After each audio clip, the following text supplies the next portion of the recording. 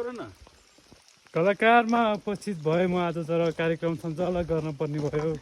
ठिकै छ, म कार्यक्रम सञ्चालक सुरज सुवेदीको तर्फबाट यस मार्दी हिमाल ट्रेकको हाम्रो हिप्पील्यान्ड ग्रुपको त म सिइओ अध्यक्ष मिस्टर सुरज सुवेदी सधैँझै हजुरको अगाडि चस्मा लाएर हेन्ची भएर हट भएर पट भएर आइसकेको छु। मेरो पछाडि दुईजना आगन्तुक कलाकारहरू जोडिनु भएको छ। उहाँहरूले आफ्नो तर्फबाट राम्रो राम्रो प्रस्तुति दिनु नै हुनेछ। अहिले कृपया धैर्य गरेर बस्नुहोस्, किनभने प्रतीक्षाको फल मिठो हुन्छ।